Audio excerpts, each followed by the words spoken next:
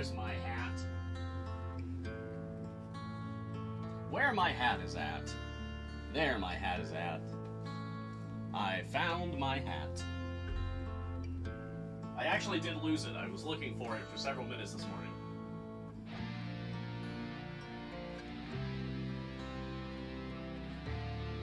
It's not in the usual place on top of my books. It was instead sitting on top of my pile of snacks. That's not where a hat goes. Snacks don't need hat. Books need hat. Bars need hat. Snacks don't need hat. That's just silly.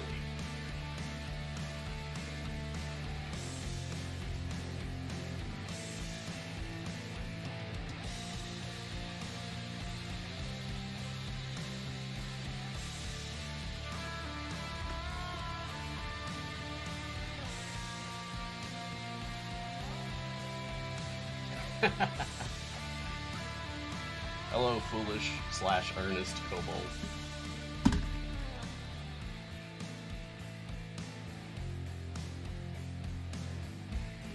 Good morning.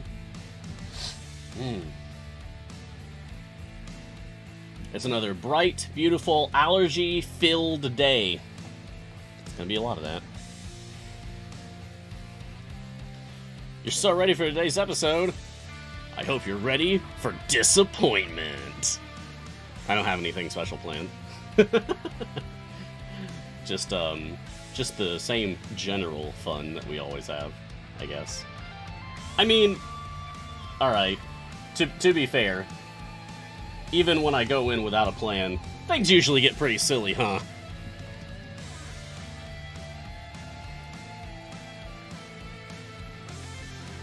You spent 3 hours rerolling names till you landed on Earnest Kobold Pirate and gave up. Hey, that's a pretty good name, honestly. Earnest Kobold Pirate, I like it.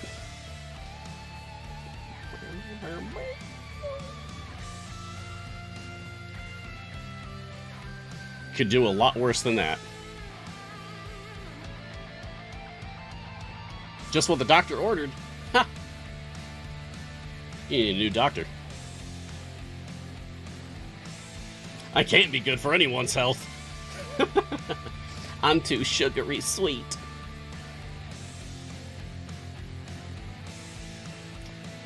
Oh yeah, that's right. Because, yeah, Switch gives you random names. Right. I forget what mine is, but I don't like it. All I remember is that I don't like it.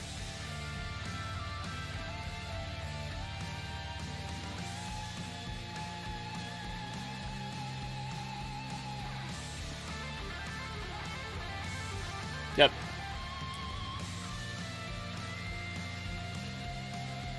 Anyone who doesn't know the drill, we always have a new code for our shows when they're not rebroadcasts. But we don't actually plug in the new code until the host's face is actually on screen. I have to set up a lot of these codes myself, so I know the drill.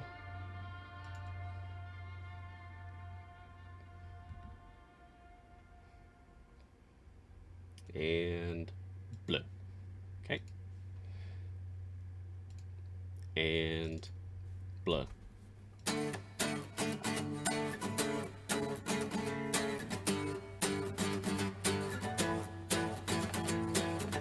Here's a man who puts baby to shame. His hands are magic, idol champions his game. He's got a cup of tea for wetting his whistle. Yeah, his advice is on point like magic missile. Hey Mars, we've got questions for you. Hey Mars, we need your guidance too. From your guiding hand.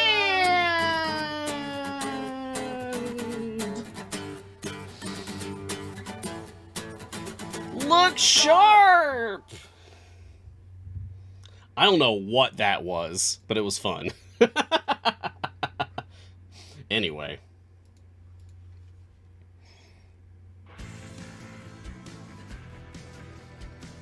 Greetings, champions, and welcome to Mars Guiding Hand. I am Mars. This is Idle Champions of the Forgotten Realms, the free-to-play, officially licensed Dungeons & Dragons formation strategy management video game from Codenamed Entertainment. On this show, we take a look at the latest content, discuss strategies, and answer any questions that you may have about the game. So, get cozy, grab a drink, and join me for a little while as we talk about all things Idle Champions. We got a little epic there at the end. I can feel my power growing! Today is April 13th, 2022. It is Wednesday, my dudes. It is episode 175. How are you doing today? Cheers. I have a cup of tea for wetting my whistle, as always.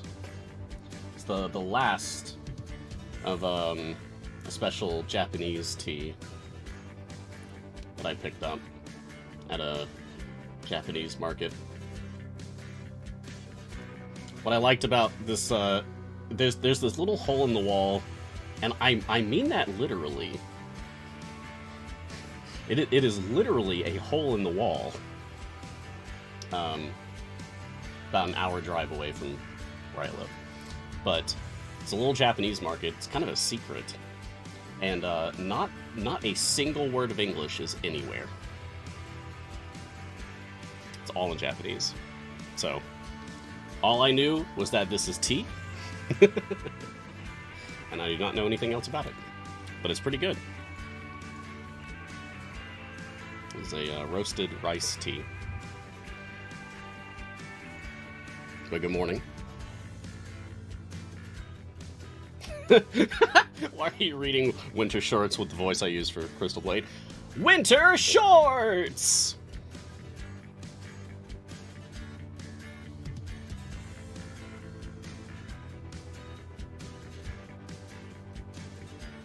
Huh, so the code's working for some people, but not for others? Weird. Hello, Banana Monster. I like your art. Works here. Oh, okay. No worries. No worries. So, a quick check-in for my two accounts, because that's kind of becoming a routine, since I'm running two accounts, one on Steam and one on Epic. Quick check-in on Steam. I am flying through a Melf free play right now. I've decided I want to do another deep push, so that's what you're going to see me doing on the stream today. Is setting... Right now, I've got it set up for my speed team. And yes, it is also on my fast core, my fast Modron core. So you're seeing me just fly through the early stages here. I'm going to switch to probably Ashara DPS when I get further in. Speaking of, Ashara DPS has become my main DPS over on my Epic account as well, which I'm currently playing through the Quest Lines adventure in Baldur's Gate Ascended to Avernus. This is going very well, despite this account not even being 6 months old yet. I've only done, I believe, 3 deep pushes in Baldur's Gate Ascended to Avernus, and I'm already up to E22 favor. So I was able to finish all of Tier 1 blessings, all of Tier 2 blessings. I'm working on Tier 3. And this shows you the general progress that I've made through the storyline. I haven't played any variants yet. Not even one. No variants in Baldur's Gate Ascended to Avernus yet. I've only been playing the base missions to get through the storyline, so that I can get closer to unlocking Trials of Mount Tiamat, because then I can multiplayer with myself. And that will be weird. But it will be amusing. Ah, right. We have no leftover questions. So, I'm at your mercy. If you have questions for me to keep the show alive, then please drop them in Twitch chat. And Jordan, the wonderful moderator that we have today, moderating, producing, and catching questions, will be able to grab your question and put it in the question document for me, so that I can get to it post-haste. Avalar, why don't you have your imps out? There you go, that's better.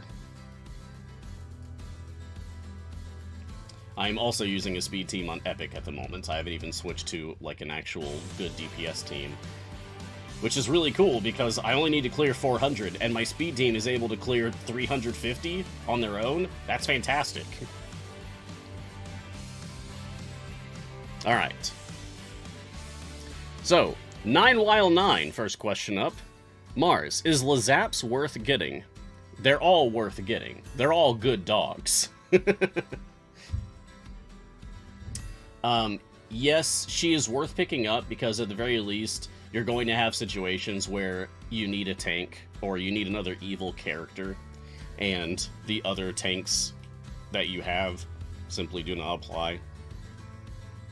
There have been a few situations where using Lazaps has been useful.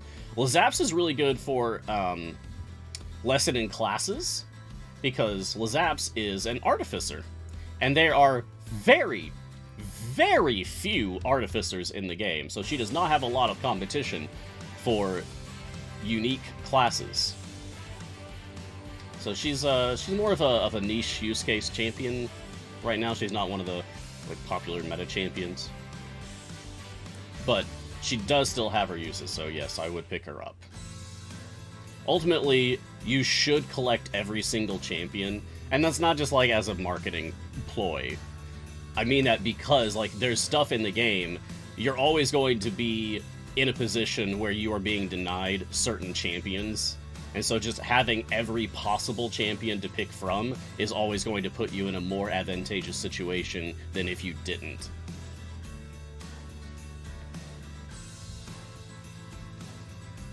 So you gotta catch them all. It genuinely helps.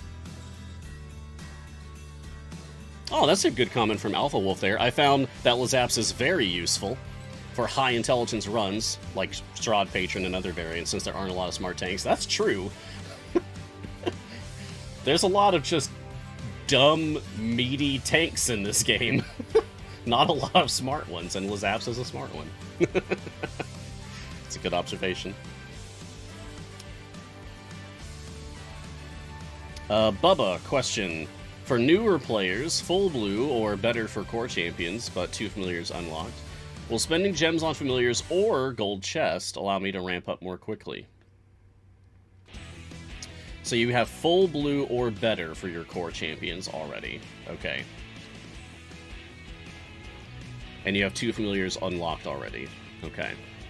So will spending gems on familiars or gold chest allow you to ramp up more quickly?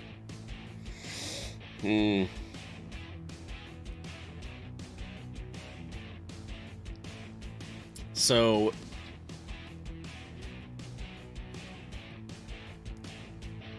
ideally, you'd want to have enough familiars that you could like fully automate gem farming with a speed team, because then you'll be able to acquire chests and gems a lot more swiftly.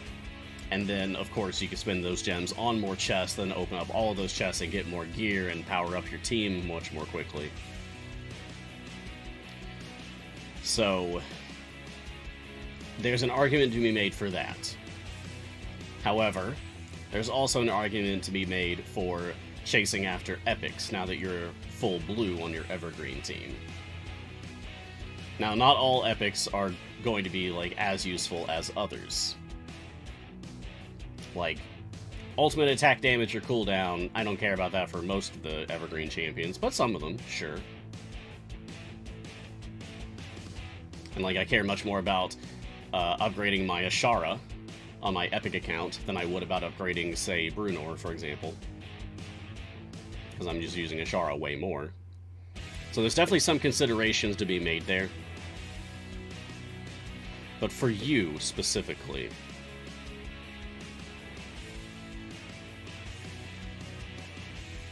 Bubba, how close are you to picking up a third familiar? Because once you have 3 on the field, you can at least pick up quest items that are being dropped. Not close, you have only 300 gems at the moment. Okay.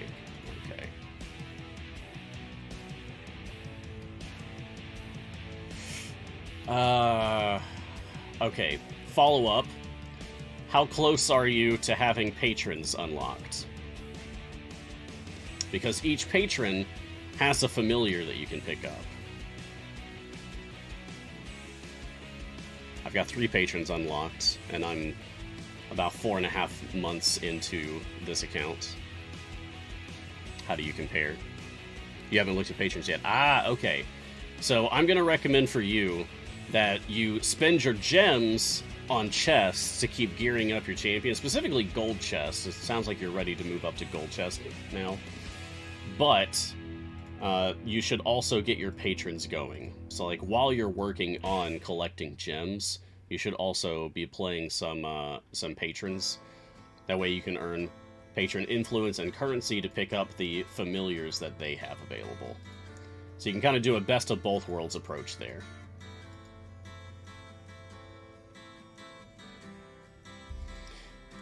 That's kind of my plan right now. Zerial requires that I complete Elturel's Last Stand with no patron, but I also need to have 50 champions unlocked. I don't have 50 champions unlocked yet, so I have to wait for this one anyway. So what I'm going to do is I'm going to play through Baldur's Gate Into Avernus until I have completed Elturel's Last Stand. So at least I've got one check mark there, right? And then, yeah, I think I'm going to start doing patron stuff on this account. I could really stand to benefit from some more Modron core pieces. Speaking of which, next question, Inept. I saw a video yesterday where they briefly looked at a screen with a bunch of tubes. What is that? I can't find it. So that's the internet. It's a system of tubes. Sorry. It's an old meme, but it checks out. No, they're talking about the Modron core and Modron automation system. Behold, champion! Tubes! Yeah, it's the game within a game. We often call this the pipe game, but it is Modron automation and Modron cores. And it's pretty cool. It's a system that was introduced like a year ago, where or 2 years ago? Man, I don't remember. I feel like this is the 3rd or 4th time that I've tried and failed to remember how long this has been around. It's been 1 or 2 years, I can't remember. Anyway, so you've got an input starting here. Actually, let me save this first. Sure, whatever. It's fine. Okay, clear! You have an input node that starts right here. And then you use pieces, Modron core pipes. You use these pipes. Modron components, that's what they're called, Modron components, to allow the flow to move through the pipes, picking up bonuses if you can. That's what these plus 10%, plus 20%, plus 5% things are. In the attempt to move the flow around the field and then out to output nodes, like this one. So right now, I've got the flow going through here, and because my flow is over 2, or it's under 2, it's increasing the damage of all champions by 50%. But what if I also want this gold one over here? Well, I have a split I can do. Just need to find the right piece for it. There we go, that works. And now with this,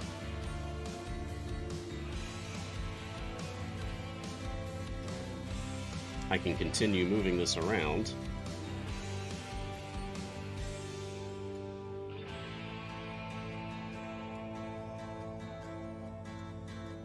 And now, I've got both this damage increase and this gold find increase of 20%. Isn't that cool?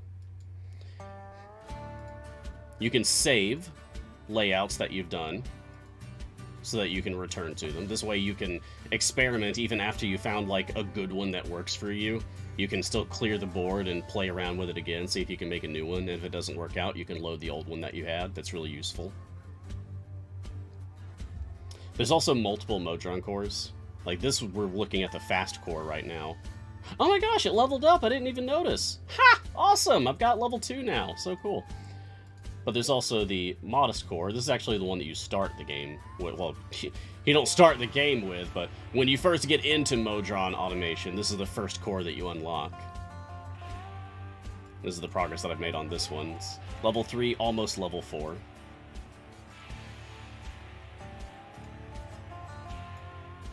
You can also hover over the starting node, the input node, and it tells you all of the bonuses that you're getting. Increase all gold pound by 20%, increase damage all champions by 200%. It's a pretty cool, fun little system, but it requires Modron components to move that energy around. The psychomorphic energy, it's called. Here's a Modron component chest right here.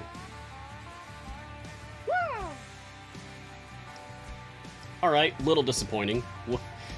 Would have liked more non-base pieces, but okay. That's alright. Each Modron component chest will contain 5 Modron components. You can get them 3 ways, I think. I think you can buy them in the shop, for one. Let me check that. Yeah, there we go. Yeah, so you can buy Modron component chests in the shop directly. You can also earn them. Patrons have 1 Modron component chest available each week for purchase using in-game currency. Just patron currency. Each patron has their own currency. And then there's also leveling up your Modron core. That's why I had one in my inventory, because when it levels up, you get a Modron component chest for free. It levels up by just clearing stages with the Modron core attached to your party.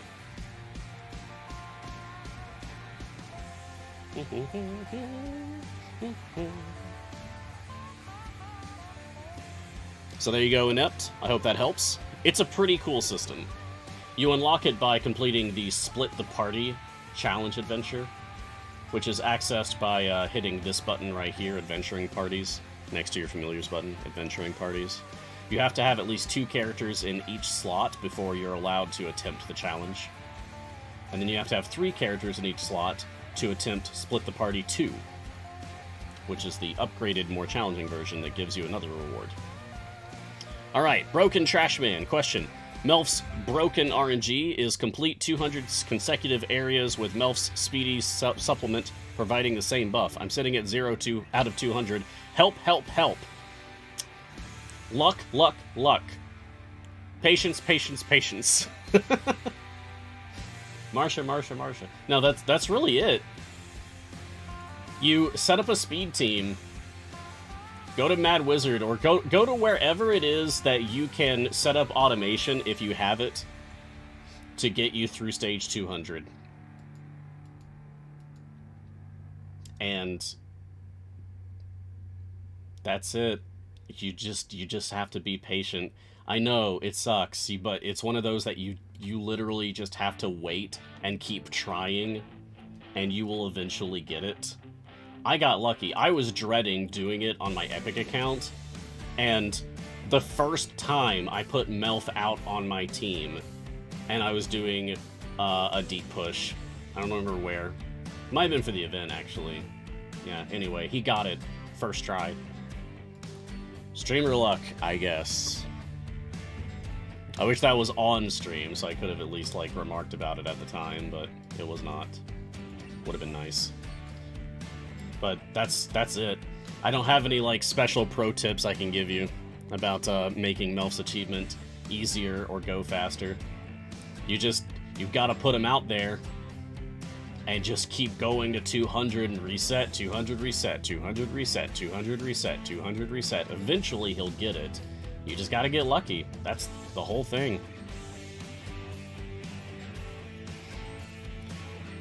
Foolish Genius, who do you prioritize as DPS after the usual meta, such as Ashara, Zorbu, Krond, and Artemis, for second and third parties?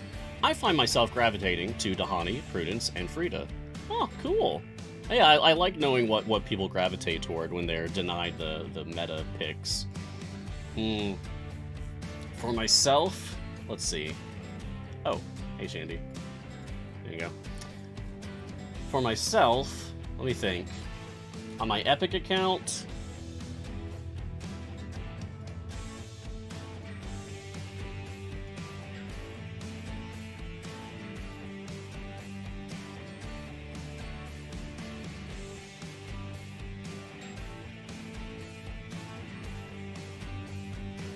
On my Epic account, I usually end up, when I'm denied being able to use Ashara, Zorbu, Artemis. I haven't even tried using a Cron DPS on this account, even though I own Cron. I don't think I've done Cron DPS ever.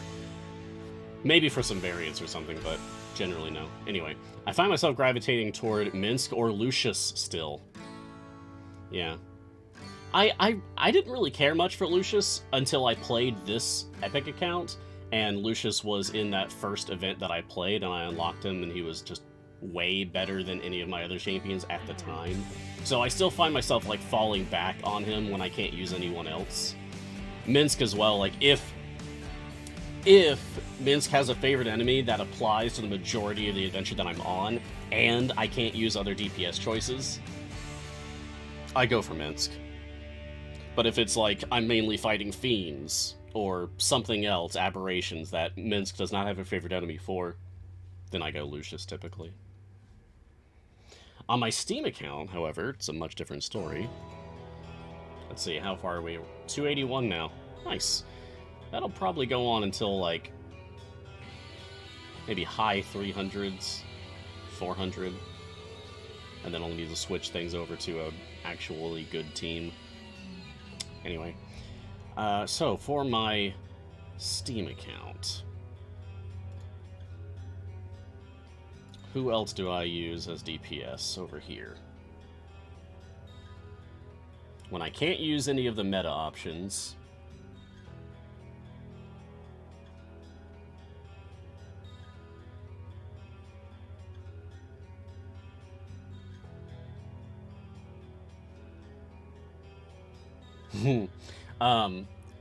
I still really enjoy playing Archon, Usurped Power Archon. I love how it twists formation design on its head. It inverts the whole concept of a formation strategy. Like, no, I don't want your buffs, but actually I do want your buffs. Archon is so sassy. I don't want your buffs. Actually, I do. Yeah, Archon Usurped Power is still very fun to play. It can be a little challenging, especially with the way that some of the newer champions' positional buffs work, like Gosrick with Frosty Friendship. Yeah. Yeah, Archon is genuinely fun. Jason, morning Mars. What slot is Dungeon Master going to be? Thanks. So, your educated guess is as good as mine right now. Okay? The IGN video seems to show Dungeon Master in slot 6, was it? I think it was 6. But we don't know if that's actually confirmed yet. Like, that hasn't been, like, stated in an official capacity yet. And this is me also not stating in an official capacity. Your educated guess is as good as mine. The video shows slot 6. So that's the working theory right now. Like, yes, I knew that Dungeon Master was coming. And yes, I have some idea, some familiarity with how his mechanics work. But I can't talk about specifics, largely because I don't actually know specifics. But I also don't know what slot he's in. The video shows 6, and that's good enough for me for now. I'm going to wait for the champion spotlight before I actually start saying with confidence. Can we move to slot 5? You need someone there for split the party. Get Briv! If you need someone in slot 5, pick up Briv! Or Keelik or Viconia. But mainly Briv. Catherine the Pretty Great. Question, you referenced an Ashara build. I thought she was just a basic DPS buffer. Am I missing something? Yeah. So Ashara is actually one of the meta choices, and by meta, what we mean, if anyone who might not be familiar with that term in, like, gaming parlance, meta typically refers to, like, what is the flavor of the day? What is the popular options that a lot of people in the community for that game are using a lot or talking about a lot? That's the meta. So the meta of DPS these days revolves around Artemis, and Zorbu, and Ashara. And a little bit of Krond. Ashara is one of the top DPS choices in the game. So, you know what? Sure, I'm going to go ahead and set up Ashara DPS formation and show you exactly what I'm talking about. I'm going to put away all my familiars. I'll have one on the field to keep killing things. Everybody go home. Get off of the field. Go home. Okay. Set this back to upgrade. And we begin with the bird. Show me the bird. Yes, good, the bird. This is Ashara. Now, Ashara is a support character. If you read her bonds, Ashara forms a bond of friendship with the human champions in your party, increasing their damage. Or, Ashara forms a bond of friendship with the dwarf and elf champions, including Drow and Eladrin, in your party, increasing their damage. Or, Ashara forms a bond of friendship with the Aarakocra, Dragonborn, Fearbolg, Lizardfolk, Minotaur, Tiefling, and Turtle champions in your party, increasing their damage. Well, the fun thing about Bond Potpourri, increasing the damage of these races, is that Aarakocra is one of the races listed, and Ashara herself is an Aarakocra. So if you choose Bond Potpourri, it also buffs Ashara's own damage. Right. So we start with that.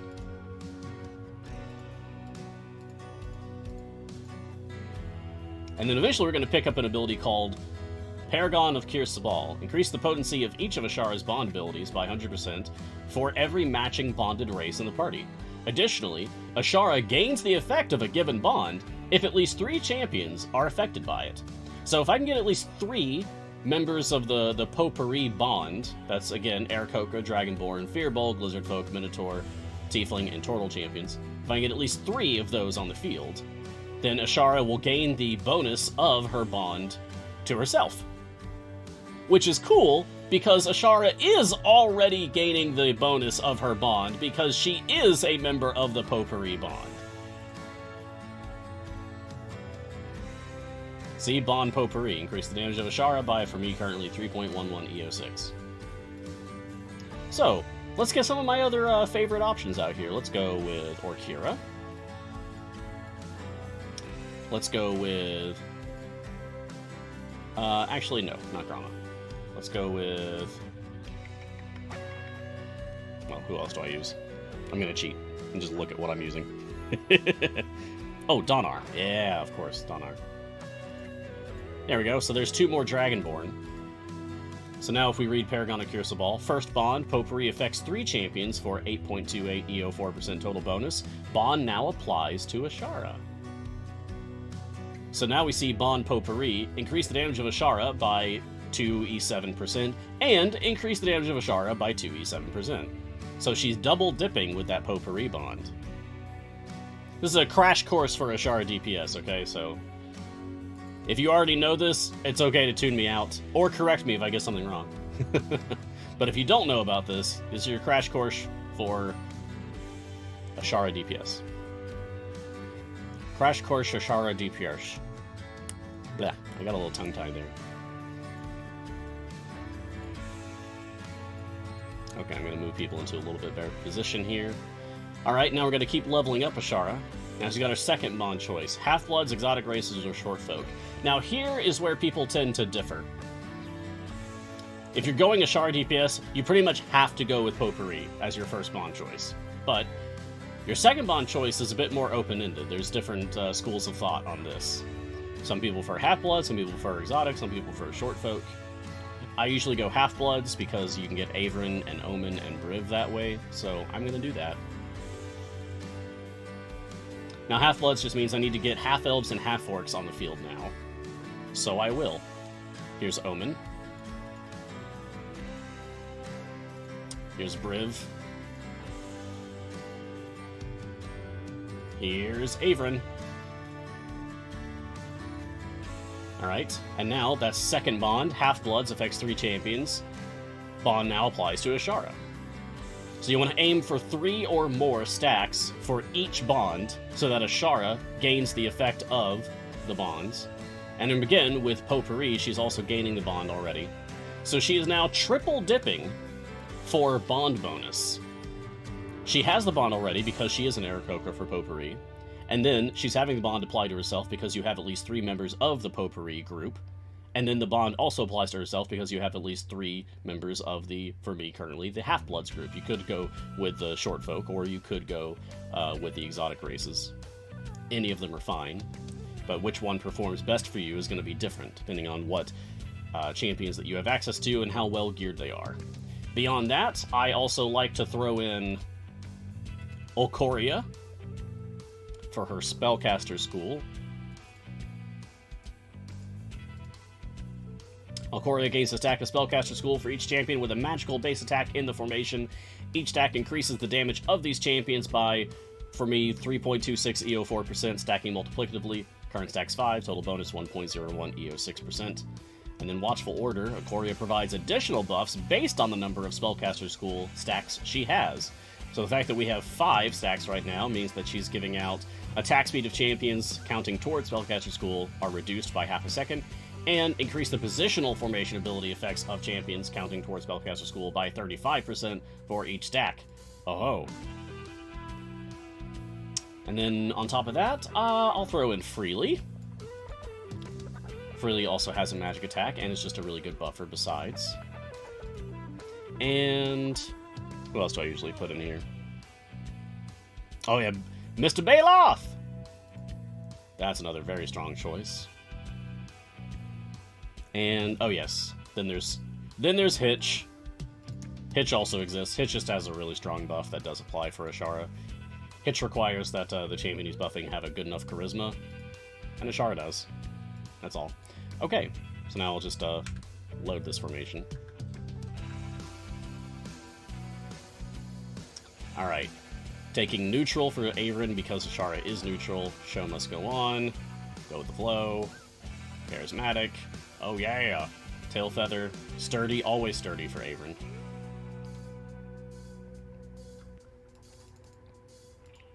Okay, and with that, we're ready to push forward. Now, I don't actually want to use up my Briv's sprint stacks just yet.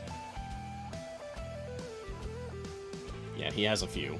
So I'm going to actually swap in Ayla instead as a tank here. And Briv, you can just wait on the bench for a while, buddy. Alright. Go. And I'll go ahead and take the opportunity to switch over to my Modest Core, because that's a much stronger core. Now let's put on some Epic Potions, since I am going to turn this into a deep push anyway.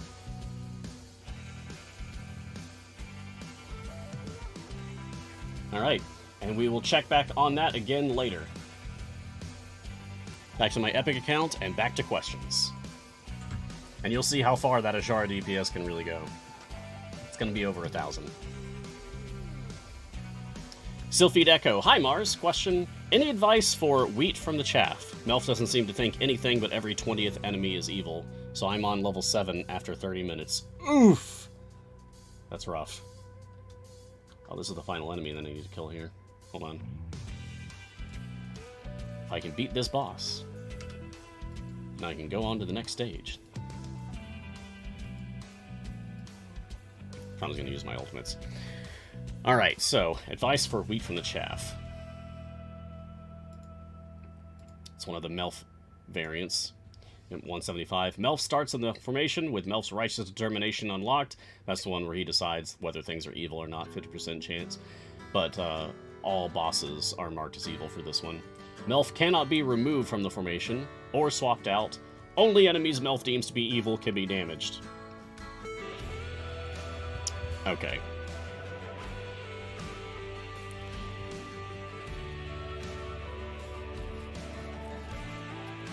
Only enemies that Melf deems to be evil can be damaged. So, he marks them as evil when they spawn with a 50% chance. So, what you're going to end up with is a range of whether he is marking like a bunch of things in a row as evil so you can kill them, or like, some of the things are evil, some of the things are not, so you're making a little progress, or you're going to have a dry spell for a long time where nothing is being marked as evil, and you're going to get overrun before you can do anything about it. Sounds like that's the issue that you're having. That you're in a situation where Melf just really isn't marking a lot of enemies as evil. You're just not having great luck there.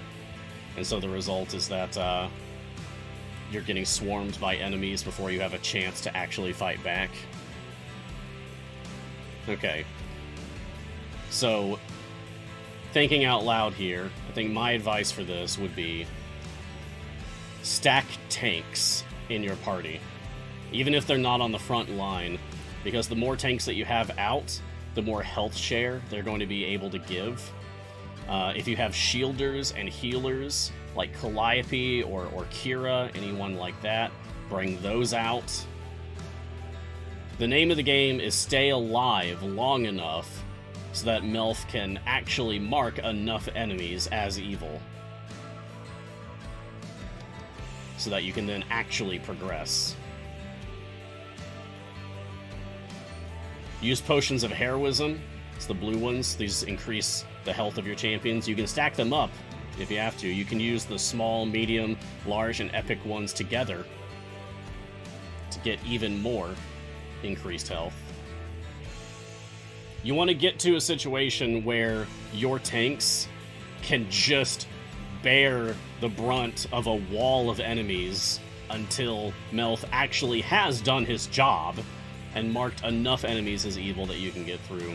You might want to put on some Fire Breath potions as well, so that when you're dealing with the huge wall of enemies pushed up against you, some of them are going to be marked as evil and thus can be killed, and most of them will not, right?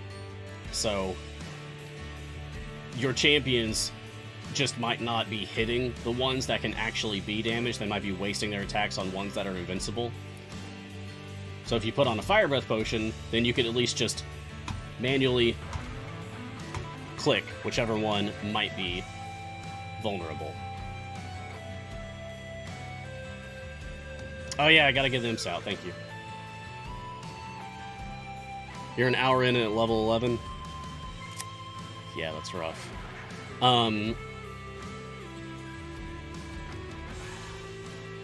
don't like giving out the advice of doing this, but have you considered offline progress? Because when you put your party in an adventure into offline mode, it doesn't check for things like that. It just checks like, do you do enough damage to kill things? Are they doing enough damage to kill you? If you put it in the background or into offline progress mode,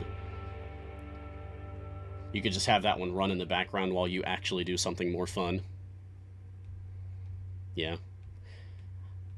I think the game is better when you actively play through content. I don't like suggesting that you do things in the background, but for adventures like that, that are just a headache and a half, that are just frustrating and anti-fun,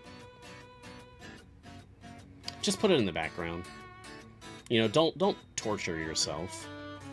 Games are supposed to be fun. If that particular part of the game is not fun for you, put it in the background. Let the background progress take care of it for you.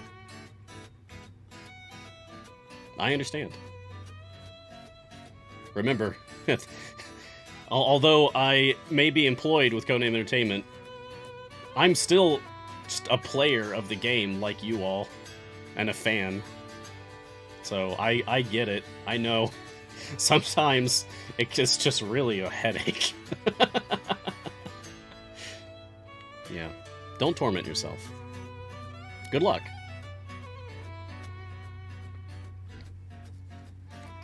Alright. Next question. Panzar Putt. Question, is it a bug that I can't see the total active output in the 3 different cores? As for now, I can only see the strong core total if I hover over start, not the speed or modest core. There it only says input power starts at 1. Okay, so that's not necessarily a bug. Here, check this out.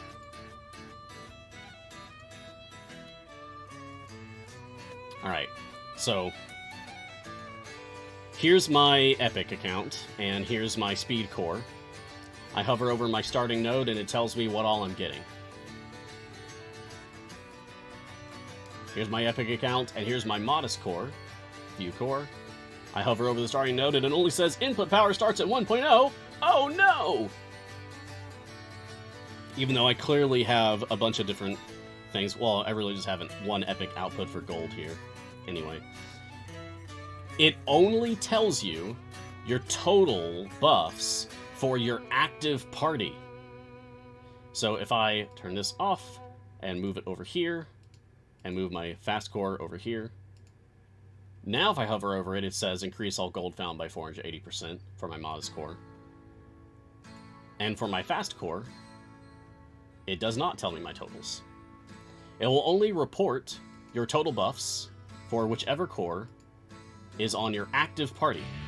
That's all. So, not a bug.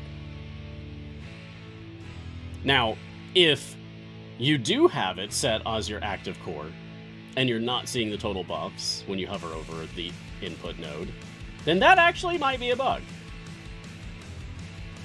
Well, hopefully that is not the case for you. Foolish Genius question: what is your opinion on Magic the Gathering worlds getting D&D setting books? It seems a controversial subject. Have you ever used Ravnica, Theros, or Strixhaven content in a D&D game? That's a fun question, Foolish. I love talking about D&D stuff. I've been thinking about D&D stuff a lot lately. One day I would like to have a live play game going. What is my opinion on Magic Gathering worlds getting D&D setting books? The more the merrier. Bring it on. Give me, like, all of the settings. I'm not a Magic the Gathering geek myself. I have dabbled in Magic here and there.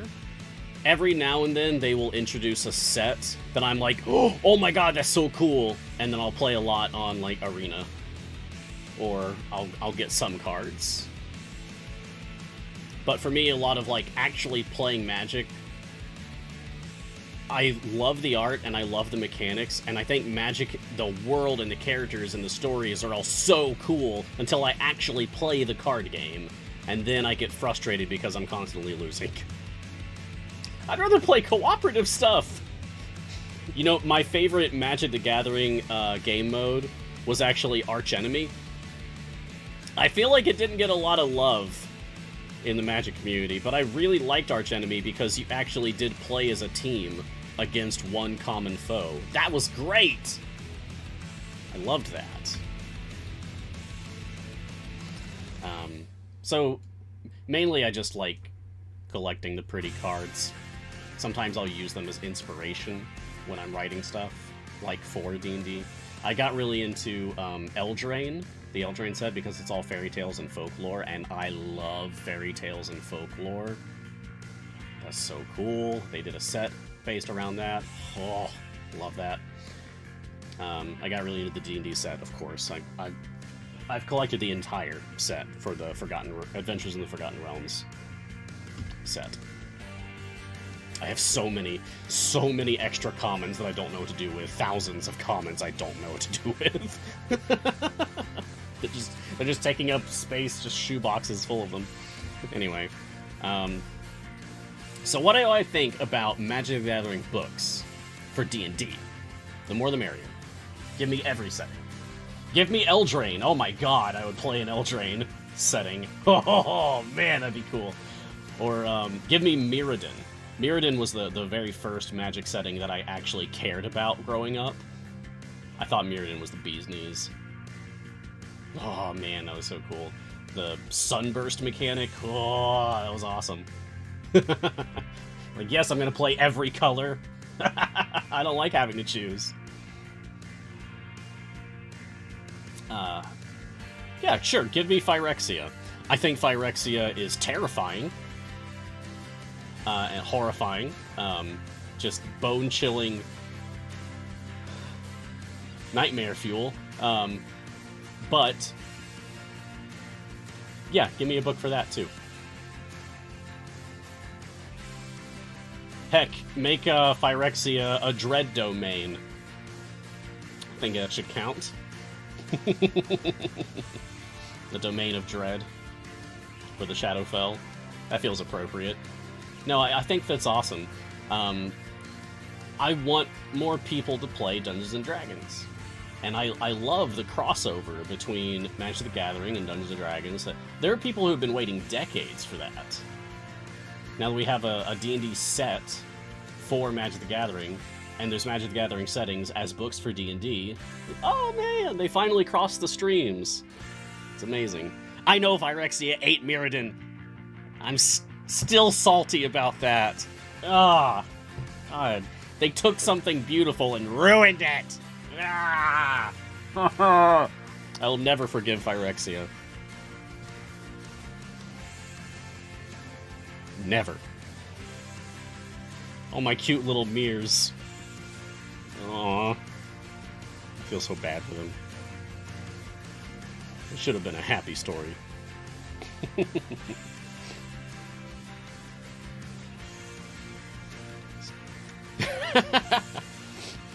So that's how I feel about it. That's how I feel about Magic the Gathering and D&D crossover stuff. The more the merrier.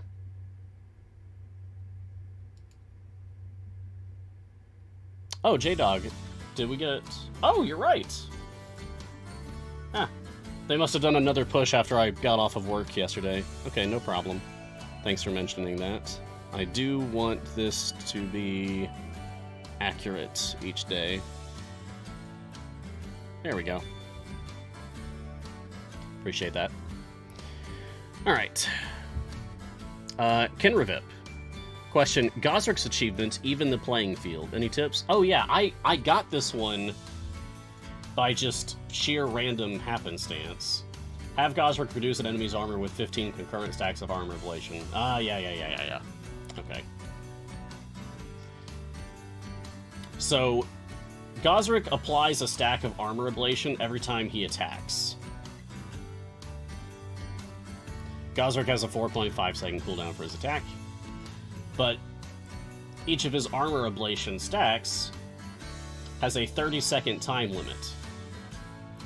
Each stack tracks its own duration. So if you want 15 stacks, by the time you're getting some new ones, some of the old ones are already falling off, right? Like, you're gaining more and then losing others. When you actually want is to just, like, keep gaining and get at least 15 on before you start losing any.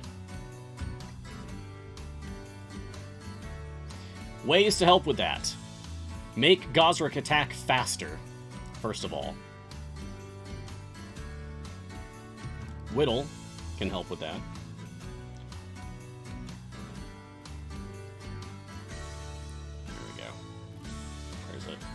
Only as slow as the fastest link. Champions affected by Whittle's Vampiric Gaze have a base attack cooldown equal to the quickest of the affected champions. And, hurry up now, champions affected by Whittle's Vampiric Gaze have a 25% chance to immediately reset their base attack cooldown after they attack. Vampiric Gaze affects people that are adjacent to Whittle. So, if I put Gosrick adjacent to Whittle, now Gosrick's attacking every 3.8 seconds instead of every 4.5 seconds.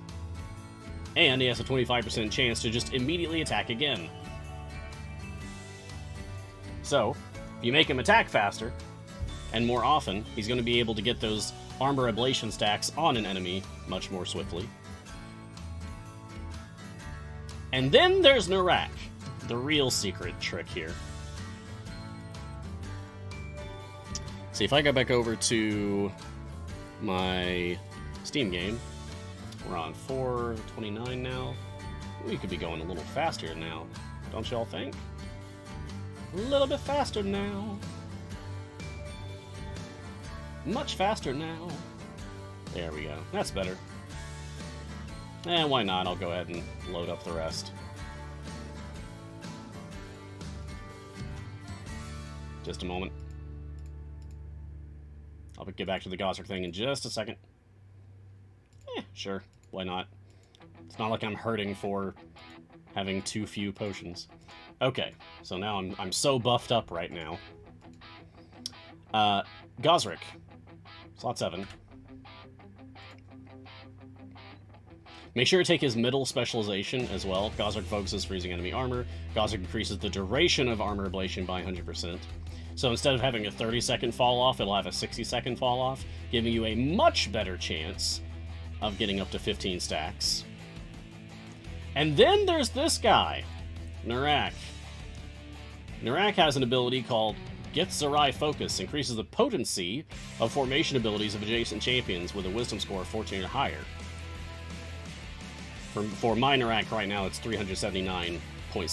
That's increasing.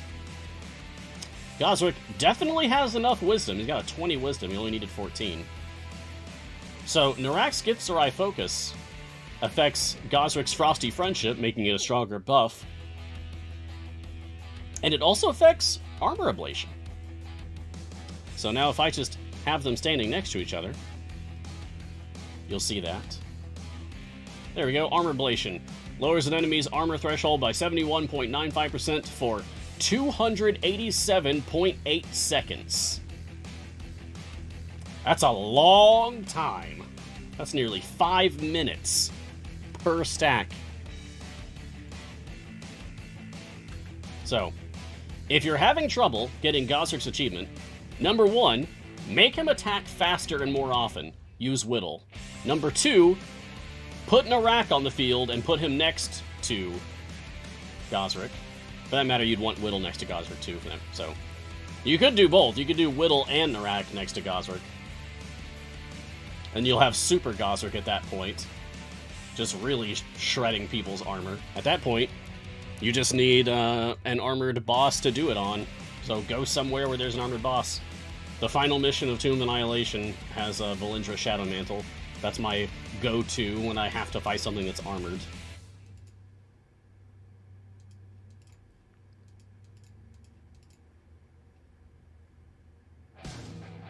Just leveling people up so that they can keep going.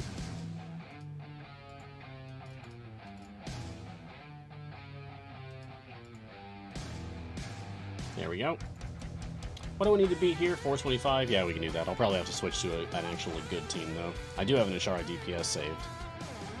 My Ashara DPS on my Epic is using Potpourri and Exotic instead of Potpourri and Half-Bloods, because I don't have Omen or Averin on this account, not yet. MT Kaysen. Question, is there an effective evil team composition? Yes. So, in slot 6, there is a champion named Krond.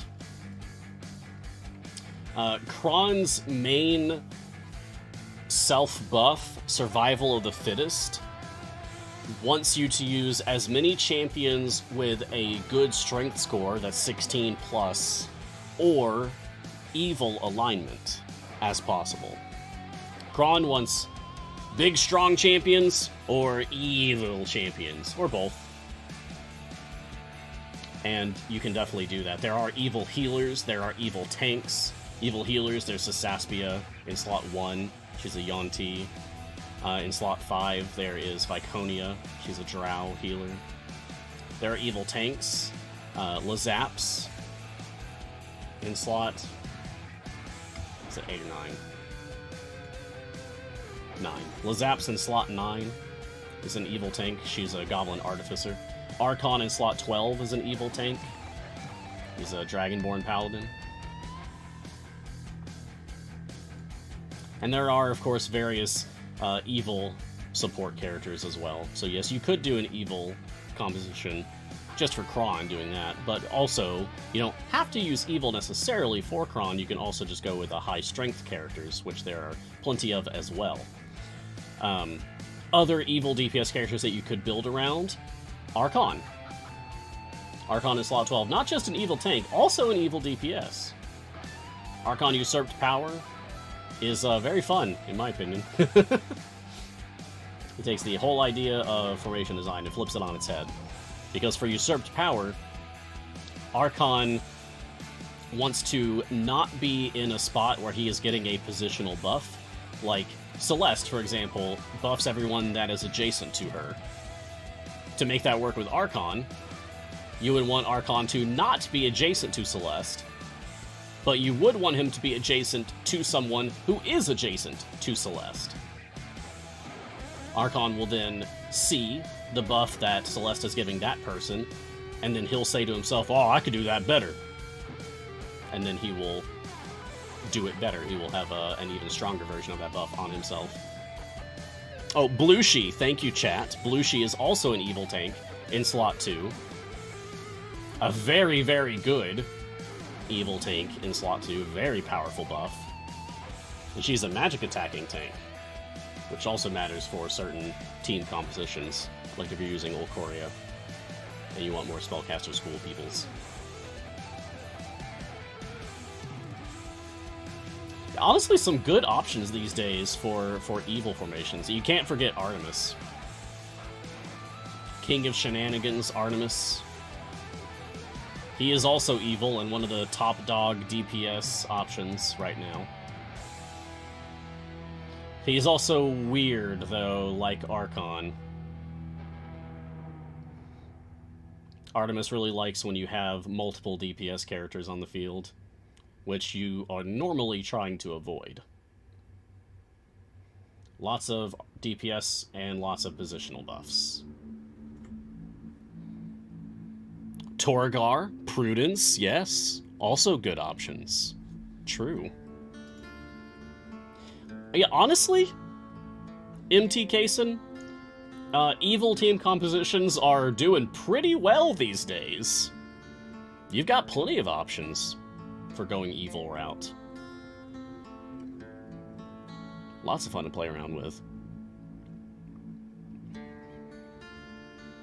Brian Kozizek. Question, if they are going to put DM in the game, are they going to put all the other characters in the game? Oh, the kids? Yeah, so the Dungeon Master's coming in the game, but are we going to get the kids? I don't know. We'll have to wait and see. If we are, I can't comment on it. And if we aren't, then I have nothing to say about it. So, I've got nothing to offer you. But I'm glad that you're asking. The Thor out. Question, does CNE have any top-ranked players list? No. Not even internally do we have something like that. Yeah. Like, now that I'm on the inside, no, there just isn't.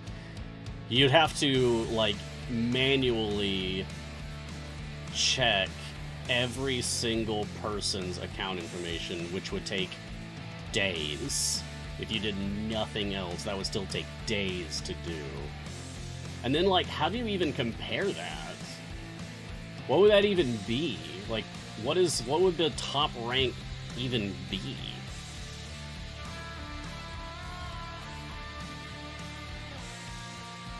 What would that even be? Favor? Item level?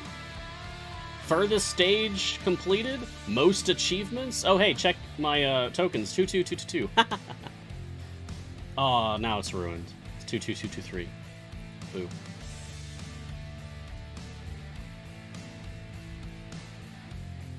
Fastest time to collecting all champions from start of account? I don't know. I feel like there's lots of different categories that could be used to compare, like, top-ranked players. But it's a moot point anyway, because no, we don't have a list like that.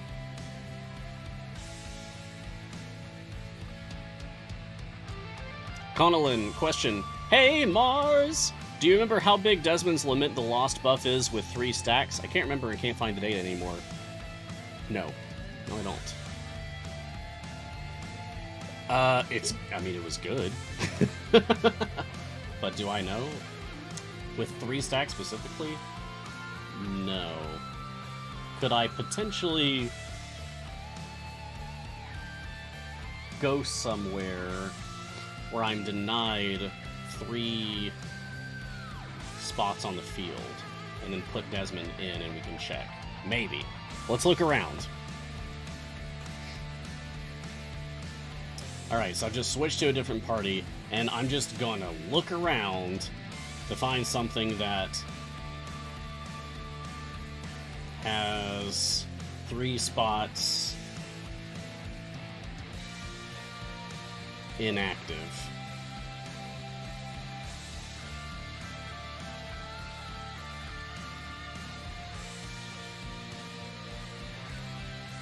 Plenty of options over here.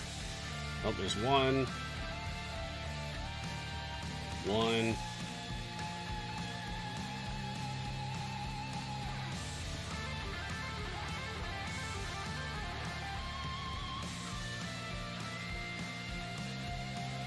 One.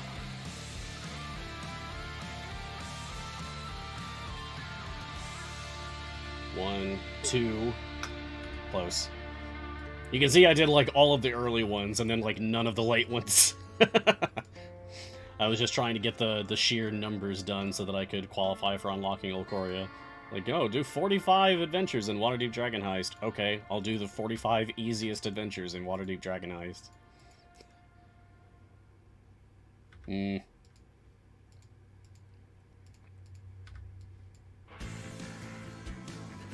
Three! Haha! There we go. Finally found it. Arya Chicken blocks off 4 of them. So that would not work, unfortunately. I think the Imps one, though. I think the Imps one is 3. So there's at least that one. Alright. Desmond. If that is your real name. Let's take Embrace the Beast, because that's what I usually do. Alright, so. Just for you, Connellan. Desmond. 3 stacks of Lament the Lost. 1.46 E05. There you go. You're welcome. Yeah, your mileage may vary. Your results may vary. But that's what it is for me.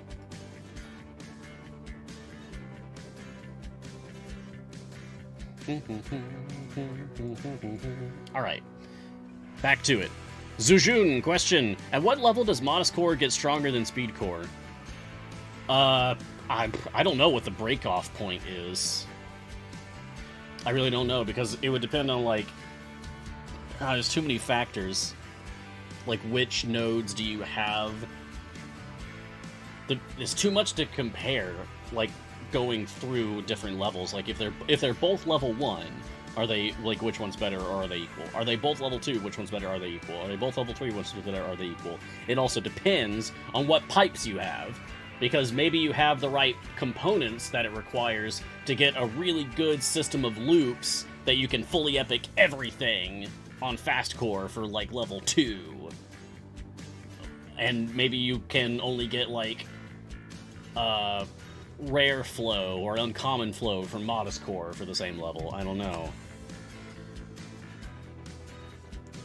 At fully epic flow at level 15, Modest Core is better than Fast Core for power, but not for speed, of course. If you want speed, you have to go Fast Core. Yeah, it also depends on the champions you're using, Julie. You're right, yeah. Yeah, that's too difficult to make a direct comparison. For me, it's just like, if I'm playing on Steam, do I want to push farther? I use my Modest Core. Do I want to push faster? I use my Fast Core. So I usually switch between the two in the same run. On my Epic account, I have a level 3 Modest Core and a level 2 Fast Core. So I don't even want to even try comparing them yet, because they're still very weak. They're just little baby alien robots, and I gotta raise them up.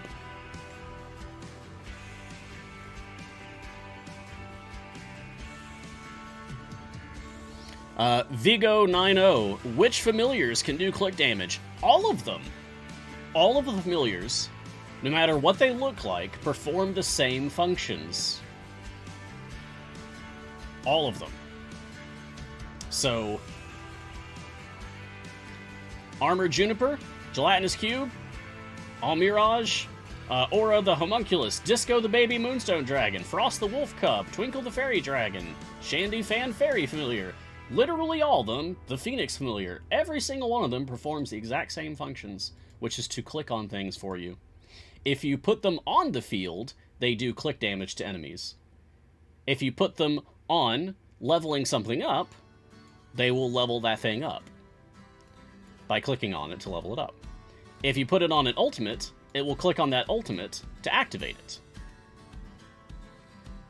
That's what they do. They all do the same things. So, all familiars do click damage.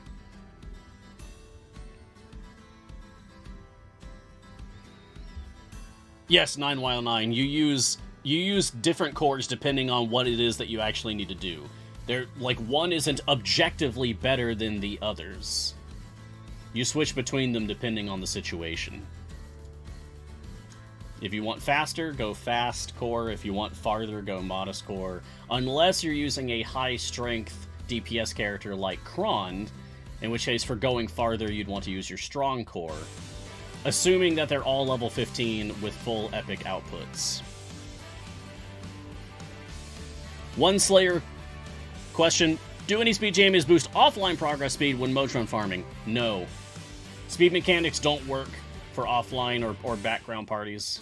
They just don't.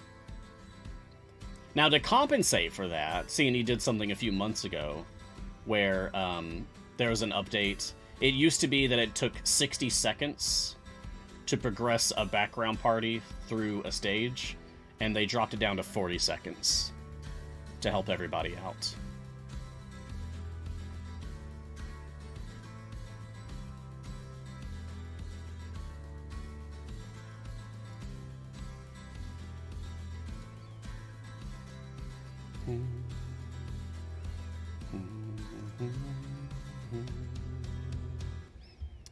Just a second, need to take care of some background things, some production things. Huh.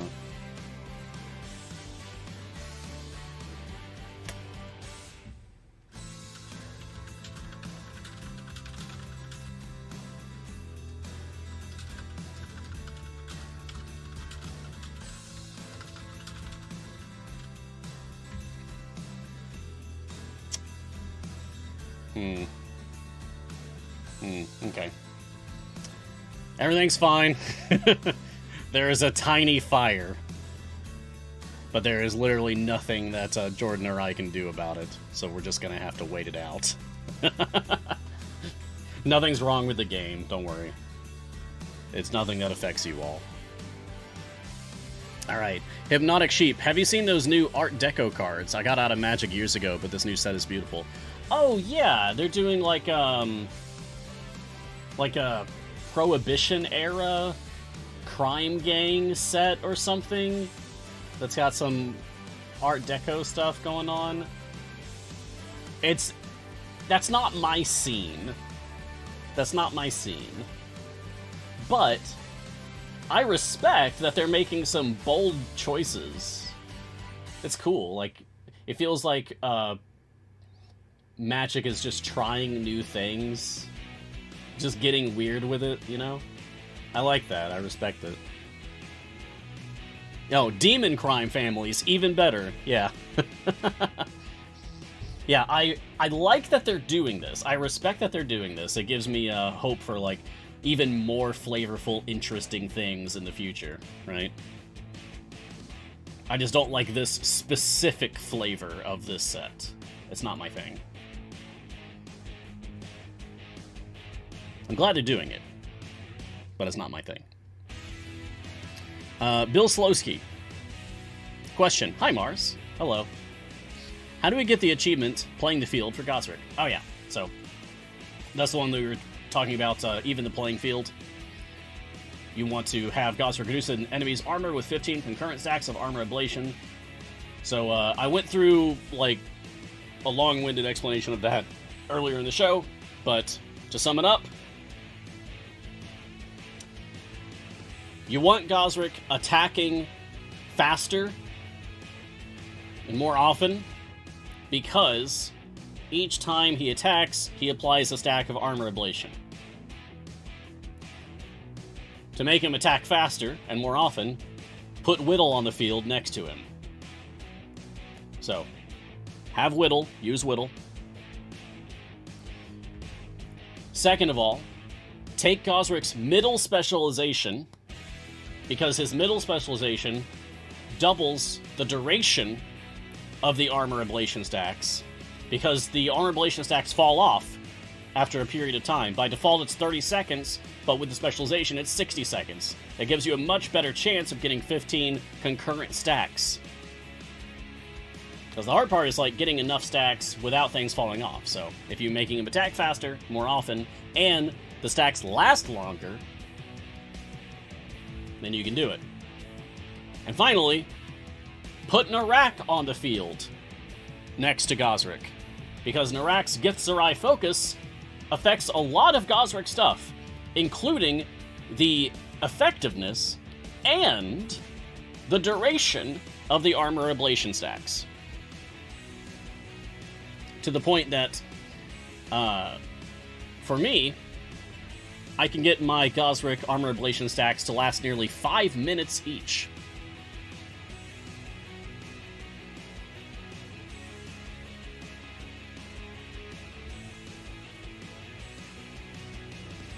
Jamek? What? Hey Mars, if want cool magic flavor, just wait. Set I wrote for soon, early 2023. Very cool. Jamek, you're a magic writer? Are you serious? That's wicked cool if that's true. Neat. Yeah. Alright. Really? Man, I meet the coolest people in this job. I love that. That is so awesome. Wow. Wow, I feel like we got a celebrity in here now. That's so cool. Yeah, I love what Magic has done with their storylines and characters. I feel like there's some really awesome moments in Magic lore history. If they made more books, depending on the setting, I would probably read them. Like, if they had, if there was, like, a series in Eldraine, God, yeah, I would totally read that. That'd be so much fun. I like that, at least the Planeswalkers from Eldraine, Will and Rowan, have made it out to other settings. Like, I think they're in Strixhaven. I think they made it over to Strixhaven, which is pretty cool.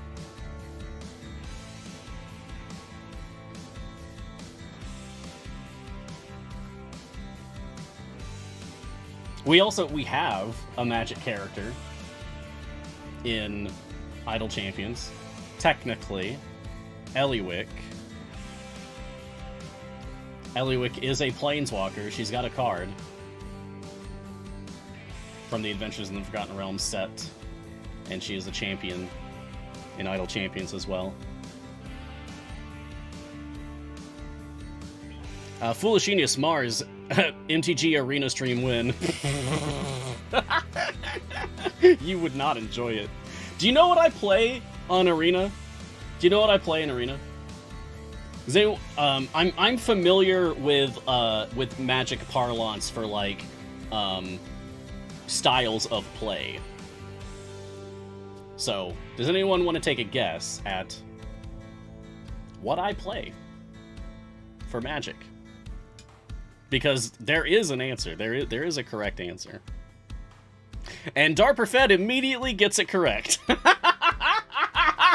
The very first guess in chat, and you nailed it. Yeah, I play Big Green Stompy. It's in my heart. I'm white, blue, green, and like doing lots of like cool mechanics and doing, I don't know, like things that trigger other things and whatever. But in actual practice, I'm not smart enough, and I just play big monsters that hit really hard. Yeah, I have tried. I've tried like everything. And the only strategy that I seem to have any actual success with is Big Green Stompy. That's it.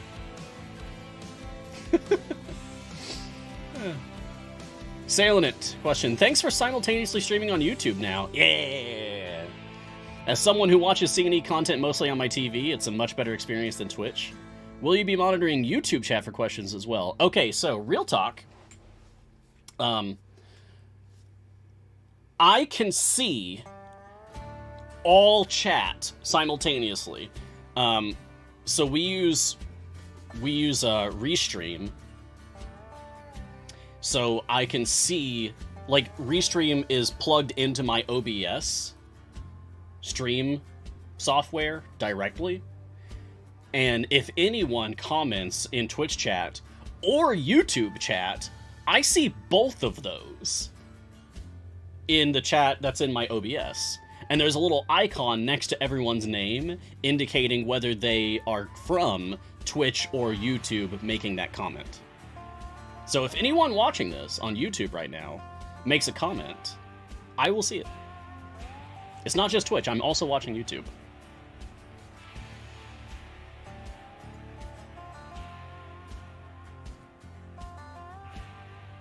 Oh yeah, there you go.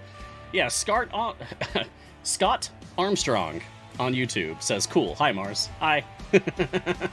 I see you. Alright, Scorn159, question, is there a reliable way to get time gate pieces? Yeah, so it's every 5 to 6 days random when you'll get your next natural time gate piece. There is a blessing in the game. Tomb Annihilation, Tier 5, Kellenvor's favorite blessing. Turn back time, time gate pieces dropped by bosses, +1, applies to all campaigns. So when your 5 or 6 day timer is up, instead of getting 1, you'll get 2 time gate pieces from a boss. And then, on top of that, there's patrons. So each patron has 1 time gate piece for sale each week. And again, patron shops use in-game currency, not actual real-world money. They use patron currency. So you just earn this by doing free plays or doing variants or completing challenges for each patron. And then you can spend that currency to get a time gate piece every week. 1 per patron. And then there's also, of course, a time gate between every event. So when this event ends, that following weekend, there will be a free time gate to play. And that's it.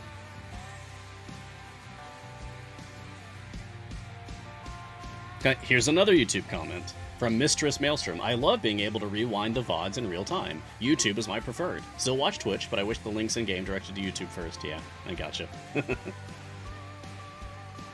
Not sure, like, how that could work.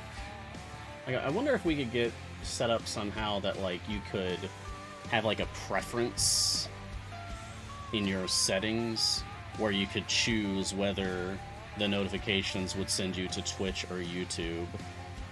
I might suggest that, actually. That might be useful.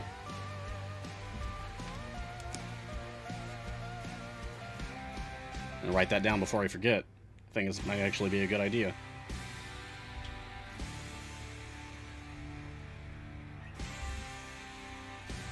There we go. Alright. Reds fan question. Do you have the 3.5e stat book from the series DVD of the cartoon? No. I have the D&D cartoon series on DVD. I have the D&D DVD. And I love 3.5. That's the edition that I really, like, cut my teeth on growing up. That's the one that I was completely obsessed with for years and years and years and years and years. But I do not have a 3.5e stat book from the DVD series of the D&D cartoon. I did not know that was even a thing until your comment there. I'm gonna have to look that up. The D&D DVD. There you go. Very good. Very good. I know that there was a series of articles on the D&D website way back in the day where they actually statted things from the cartoon series for 3.5. And, like, anything that was published on the website was considered legal for D&D content, so, like, for your table. So I convinced my DM to let one of our players, it wasn't even for me, it was for someone else at the table, I convinced my DM at the time to let one of the other players at our table have the energy bow, because they statted that one up, and oh my god, that is overpowered. That energy bow, oh my god. I think it was like an instant hit, like you cannot miss with it. And I think it deals force damage. Like, it converts all of your damage dealt to force damage. And in 3.5, it was nigh impossible to resist force damage. It's like the strongest damage type. So that was a way overpowered bow. Foolish Genius question. I'm a fan of the name the title trope, like Brunor the Breaker. Oh. Have you ever had a D&D character with a battle title like that? Zergus the Stormslayer is one of mine. Cool. Okay. Oh, that's interesting. Yeah, let me think.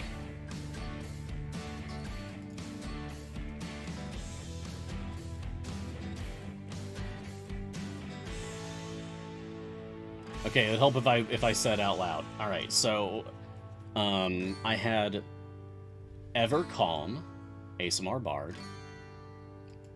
He was one of my favorites. There was Andra Sirach. She was like a fighter, barbarian, monk kind of character. Bare-fisted fighter. There was... If it's anyone, it's probably Cinder. Cinder, Efeldarin, Elfeldaril of Iona. Very long name. He did collect titles. Like, I think at one point he picked up a title Imperator. But he was never called, like, Cinder the Imperator or anything like that.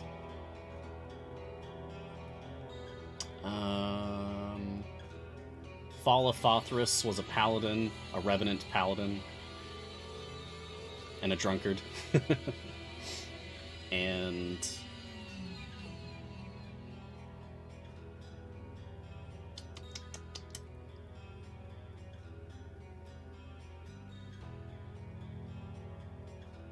No, I don't think I've had anyone who actually went by, like, name the title. Huh. I wonder why I've just never done that for one of my, like, long-lived characters. I've had, like, so-and-so of so-and-so. Like, that's definitely a convention that I've used a few times. Like, I just said Cinder of Iona is one. There was also, Open of Anclose is another. Jacques of All Trades, but then I changed it to just Jacques All Trades. But I don't think I've ever done a name the title. Huh.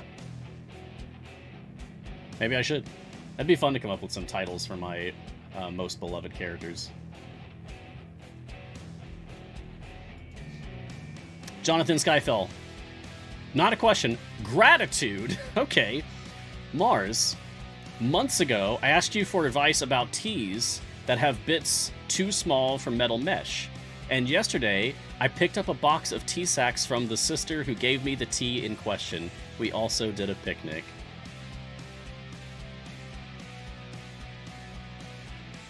Oh, thank you, Jonathan. Oh, that's so nice. I remember that. I remember that question. Yeah. Oh, I'm so glad that worked out for you, buddy. Aw. You had a whole picnic and everything? That's so wholesome. Oh, my goodness. Oh, that makes my heart glow. Thank you. I appreciate that comment. Thank you so much. Aw, yay. I love a happy ending to a story. Ah, it feels good. Alright. Zach014G. Is Jarlaxel a good mid-game DPS? No! Jarlaxel is an excellent, like, day 1 or even week 1 DPS, but he quickly, like, falls off and is replaced by other DPS choices. even pretty early on. Ashara in slot 6, Minsk in slot 7, even Jamila in slot 11, or Archon in slot 12, are going to outperform Jarlaxel for DPS over time. And then, of course, many event champion DPS are going to be better off than Jarlaxel. So by the time you get to, like, mid-game content, Jarlaxel is pretty much just there for his gold find increasing ability with Master of Piracy. Oh, we have a hype train? What? That's one of the things that I can't actually see. That's awesome. Woo! Hype train. Yeah. Thank you, everyone. Madness 58. Hi, Mars. Hi, Madness. Hi, Marsness? Is it normal that Gosrick buff does not change the base DPS? Gosrick's buff... Oh, Frosty Friendship is not increasing your base DPS? Really?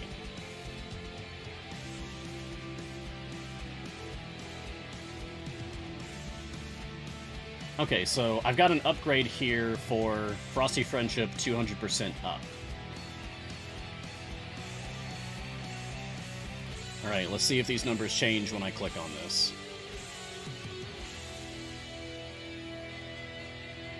Oh, hey, you're right. That's weird. That makes me wonder if it's bugged. Like, if that's not actually doing anything.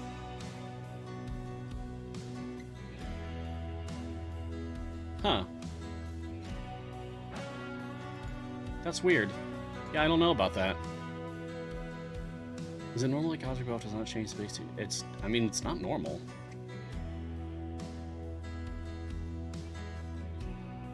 Maybe that's just a display bug that it should be showing the difference, but it's not. But it actually is having a difference. You're just not seeing the difference. I don't know. It works for running average, though. Interesting. Huh.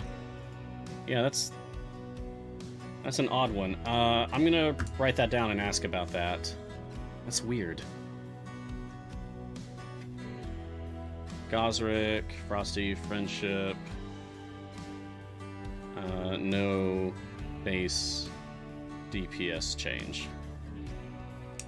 Alright, well thanks for pointing that out, Madness. Weird. Hypnotic Sheep. Is there a way to see when you got your last Timegate piece drop? Kind of. Okay, so in your journal, on the loot tab, you can see all the loot that you've picked up lately. Like gems, or favor, or chests, or if you've opened up a chest and what you got out of it. And if you can go back far enough, you might be able to spot a Timegate piece drop. But it only goes back so far. Like, it doesn't remember your entire history of playing the game.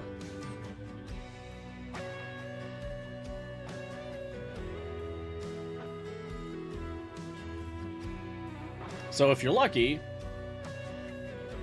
you might be able to find it in here. Or if you're playing, like, super active, like I usually do, then it might have gotten knocked off of the list already, because it won't go back forever. Wow, we're still on today? No, we're on yesterday right now. Okay. Oh yeah, I opened up a bunch of chests. I was trying to find a large gold potion, but I failed. I did not find one, unfortunately. I didn't get anything good out of the chest anyway, though. So I got some item levels, but nothing actually useful.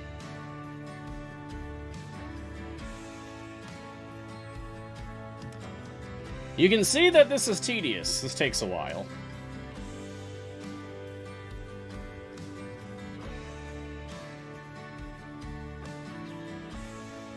Okay, I'm getting dizzy at this point, so I'm going to stop. Anyway, you can find your Timegate pieces dropped in there. Could uncheck include gems? Wait, was that an option? Oh my god, it is. Thank you. I didn't even know that. When did they add that? How long has that been there? And I just didn't know about it. What? Thanks for the pro tip, Platoon. Huh. Okay, there we go. Loot data is unavailable before this point. Well, okay. I'm not gonna worry about it then. Been there for months now. What? No one told me. No one told me that was a thing. Akamoral, question, what is Bud damage and base damage? And why is sometimes Bud more than base damage, and reverse? And what is better, when Bud is over base damage, or base damage is over Bud? Alright. Bud is the only damage that actually matters. Because this is a calculation of the damage that your champions are able to put out, according to the buffs that they are getting from people. Running average is also fine. Because running average is taking into account stuff that Bud is also taking into account, which is debuffs. So your base DPS is just saying, like, this is how much damage that the champions are able to do on their own right, with whatever buffs it is that they're getting from things.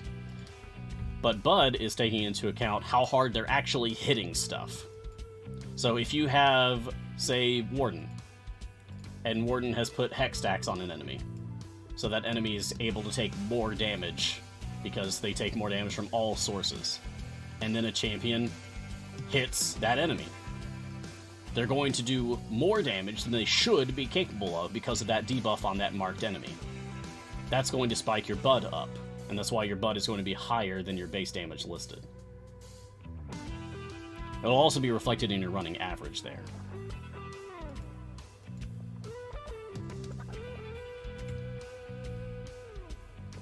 That's really it. I was expecting that would take longer to explain, but it's actually pretty simple. Bud takes into account how hard you're actually hitting something. Which is to say, it's also including any debuffs that you have put on the enemy to make them take more damage. And it decays over time.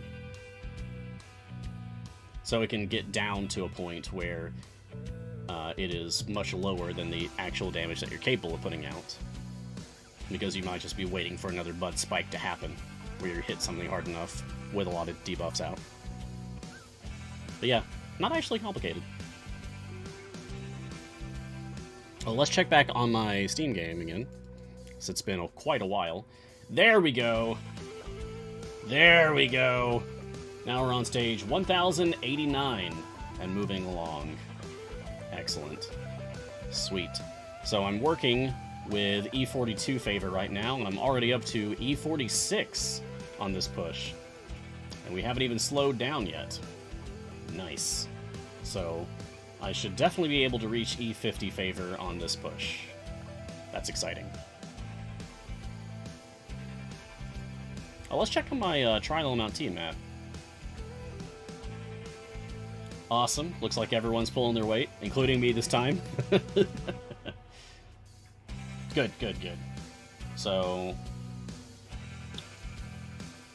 we'll probably knock this out by day 4 or 5. Yeah, not worried about it. Oh, don't I need to be using scrolls? Don't I have some...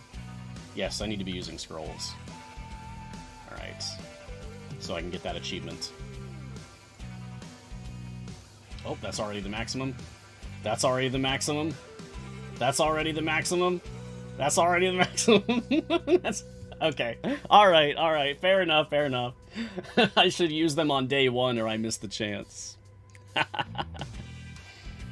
Yeah, Stumarak, E50 favor. This is my Steam account. It's my main account. I've had this one going since 2017. So I have very strong champions, and I'm able to push very far and get very big numbers. So you can reach this too if you just keep playing long enough. Puritan74, question. Hi Mars, how do I work out which Dragon Bait specialization is better? You know, that's something that I have actually struggled with a little bit myself. Let's go back over to my Epic account, and we'll take a look at Dragonbait together. And we'll work this out together. Okay. So it's between scent meat sauce or scent roasted vegetables. So scent meat sauce. Increase the effect of Shen State. Shen State is increased damage of champions within slots by X%. Okay. Increase the effect of Shen State for each support champion in the formation. The increased amount is based on how close the support champion is to Dragonbait.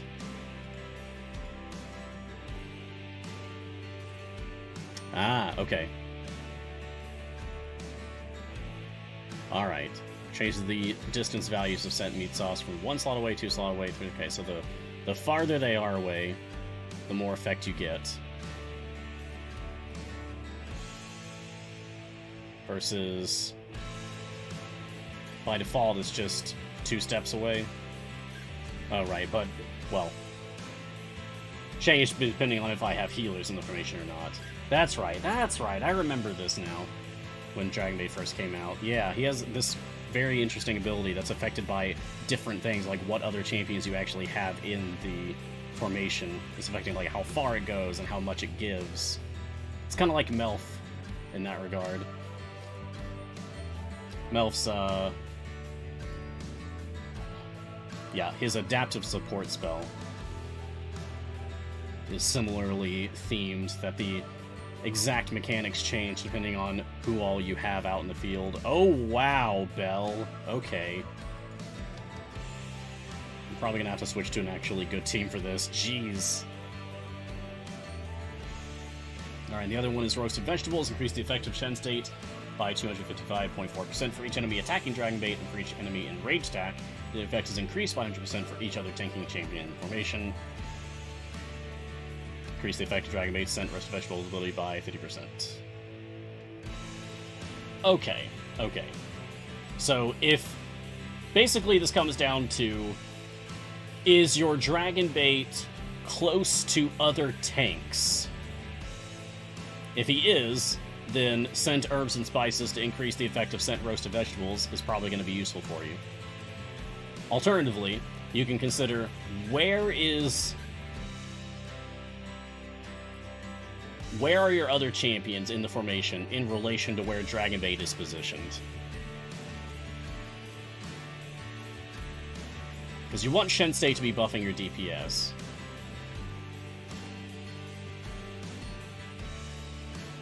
And if Dragonbait is too far away to be buffing your DPS, then you can go with Roasted Chicken.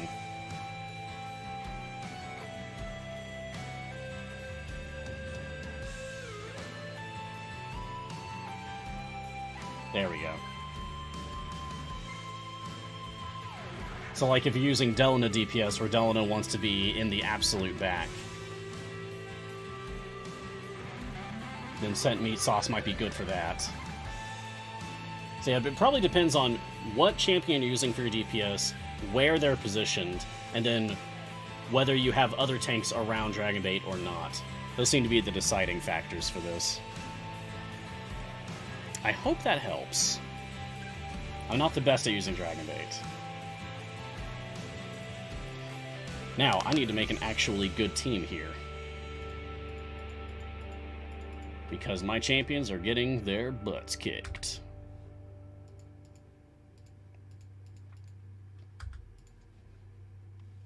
Okay, so this is going to be Potpourri and Exotic.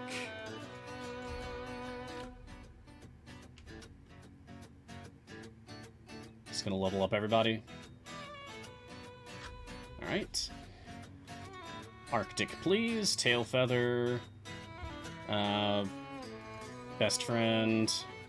Not sure about that yet. Go with the flow. Shield Guardian. Additional scatter attacks. Okay. Now then, I know I want Ashara here. Let's do that, let's do that.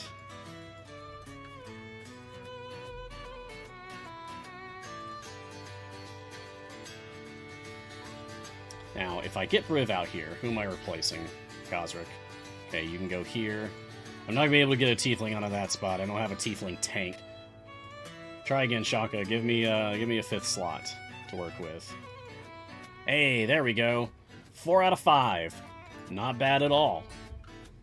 Alright, level up everybody again.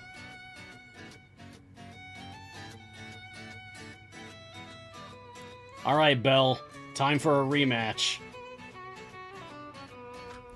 Now it is I who kicks the butts.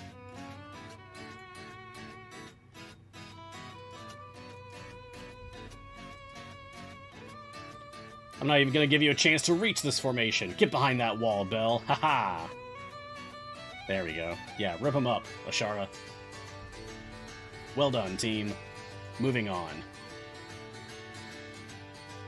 Alright, Demon Tiger. When does formation save come on next? I need some serious help completing the Sora's Resolve so I can finally get Dragon Bait. Ah, okay. That'll be tomorrow. Yes, tomorrow there will be formation save after Guiding Hand. So you'll get me for 2 hours, and then me and Sean for an hour and a half. So, yeah, be there. If you need help with unlocking Dragon Bait, if you can wait till tomorrow, you can submit it for formation save, and we'll be able to help you. I'll be looking forward to it, Demon Tiger. Legendary Dragon. Question. Hi, Mars. My brother and I asked this together, and saw this book, that Dragon Bait was a character who helped Alias. Don't know if I spelled that right. Anyway, why isn't Alias in the game? Your guess is as good as mine.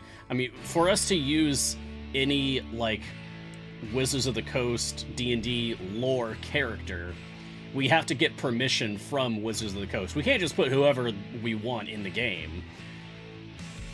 We can ask for whoever we want in the game, but Wizards of the Coast has to give us permission. There has to be, like legal paperwork back and forth between the companies for us to use whatever specific characters. And I don't know what that process is like, because I don't work in that department of Codename Entertainment. All I know is that we have to ask very politely for Wizards of the Coast to let us use certain characters, or places, or items, or monsters, or whatever. And then they approve it or not, and then we use it or not. So, if we don't have Alias in the game, even though we have Dragon Bait in the game, then it's because either 1, we asked and they said no, or 2, we haven't asked. And I don't know which one it is.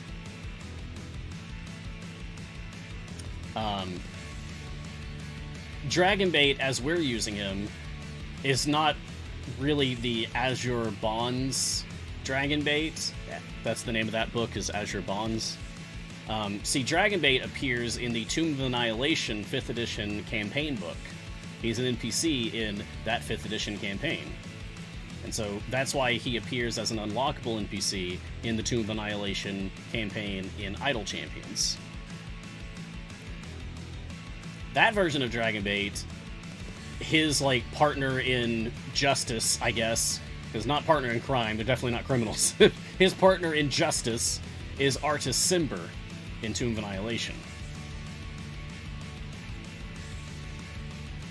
And Artis Cimber does appear as an NPC with dialogue in the story for Tomb of Annihilation and Idle Champions. It would be super cool to get Artis Cimber as an actual playable character. I think that would be awesome.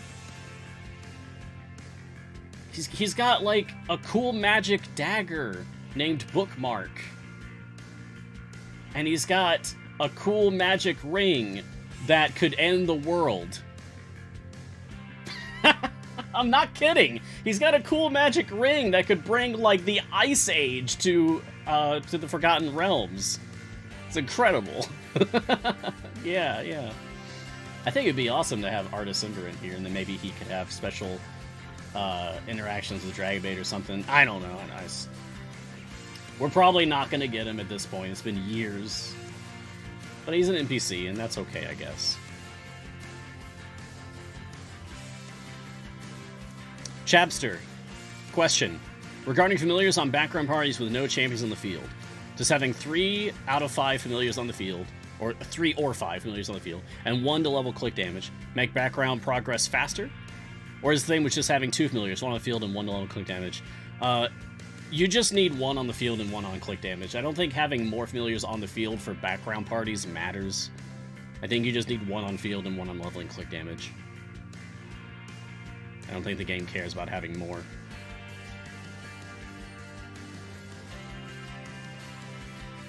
And that's got us caught up on questions. And hello, Garowar! I see you in chat.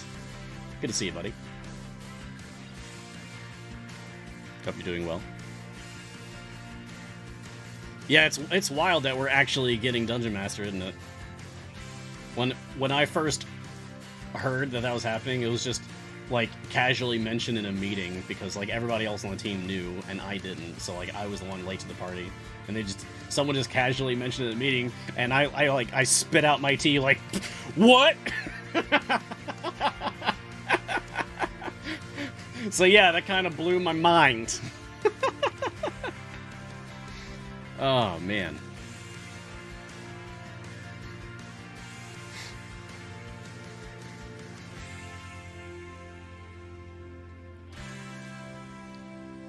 Alright. Let's go back to my Steam game. Kind of finish things off here. Oh, nice. We just beat 1100. Cool. And this has us still at E46, about to be E47. Probably put on some small potions now at this point. Now I've just got 20 minutes left. This is great because I'll be able to actually get this run finished off before I have to run to a meeting.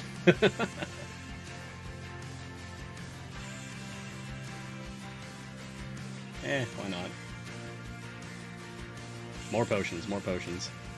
Maybe I'll finally be able to make E200 gold. Finally. I've tried so many times now. Maybe this is the one. If I can reach like 1200, that'd be cool. But the fact that I'm even able to get like this far, that still feels good. The fact that I can just routinely get to 1000 or higher, or at least clear 1000, like that feels good now. It was so exciting the first time I actually managed to clear 1000. Now that I can do it routinely, it still feels good. That feeling has not faded. It's just transitioned into a different good feeling.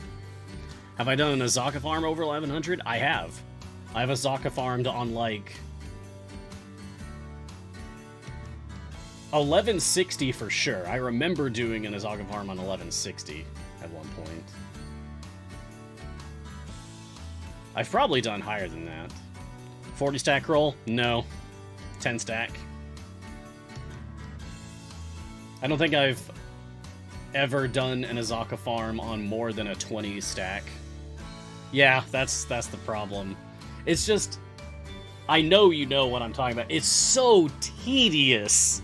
It's so frustrating to try to set that up. Ugh, it takes so long. You just have to sit there and babysit it. Gotta get at least 20, come on. Alright. It would be nice just to finally get this resolved so I don't have to worry about it again. Just getting the final gold achievement and then I never have to worry about it. This is not hanging over my head anymore. That would be nice to do. Alright, I'll try. For this event, I'll try. I'll actually try getting a 40 pilfer stack. Or at least 30. Or at least 20. We'll see how much my patience holds out. Yeah, it's still a gold farm. Even if you don't get at least 20, it's still a gold farm. It's just not an optimal gold farm. Foolish Genius, what's your favorite synergy between two champions? Like Desmond and Spurt, or Prudence and Corazon?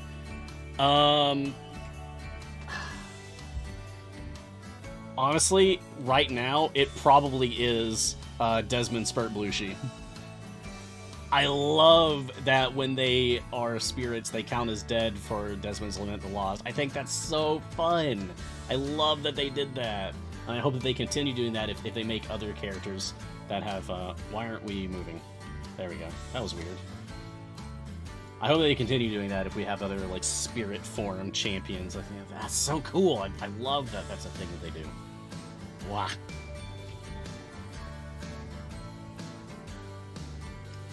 Alright, well, wish me luck with the push and with the gold farming. You will see me again later this afternoon, of course, so I guess we'll be able to check on my progress at that point. And I'm gonna want to talk about Gosrick. I want to get like the pulse of the community on Gosrick again, because it'll be 1 week at that point that Gosrick's been out, and I want to get opinions at that point. So be prepared to talk to me about Gosrick. And for now, I will say farewell. Thank you for joining me, everyone, for this episode of Mars Guiding Hand. I hope to see you all again next time, which will be this afternoon, 1 p.m. Pacific time. Check out all the other awesome shows that we've got. On the schedule for today, I see we've got a rebroadcast for Familiar Quest, for this week's Familiar Quest. So if you missed it Monday evening, like I missed it because it's after work time for me, you got a rebroadcast of that coming up in just a few minutes. After that, we've got Champions of Lore at 11 a.m. And then I will be back at 1 p.m. for Guiding Hand episode 176. And then we'll have Sketching Hour right after that. So, stay tuned for all of those good things. I barely touched my tea today. That's unlike me. Weird.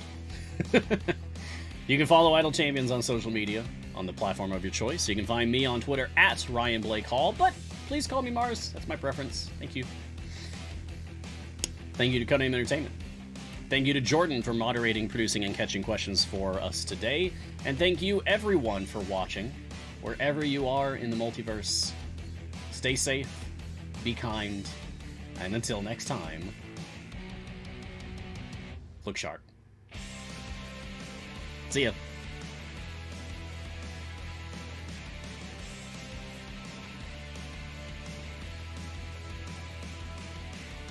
Oh yeah, I gotta get that dead dog, though.